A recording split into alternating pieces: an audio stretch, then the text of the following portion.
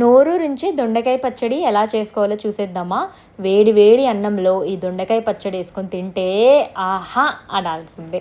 First దీనికి కావాల్సినవి దొండకాయలు, ఎర్రగడ్డ, టమోటా, పచ్చిమిరపకాయలు, తెల్లగడ్డలు అండ్ ఒక హ్యాండ్ఫుల్ ఆఫ్ కొత్తిమీర.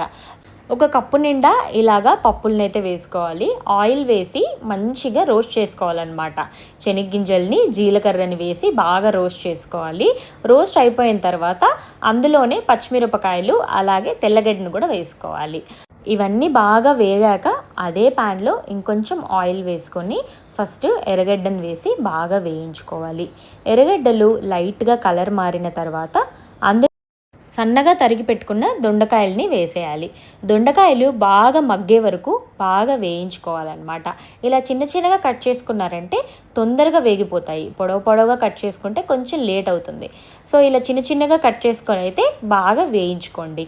అందులోనే కొంచెము ఒక చిన్న నిమ్మకాయ సైజ్ అంతా చింతపండునైతే వేయాలి. చింతపండు వేస్తే కనుక ఆ టేస్టే వేరు. ఇలాగా మూత పెట్టేసి అయితే బాగా మగ్గించుకోండి.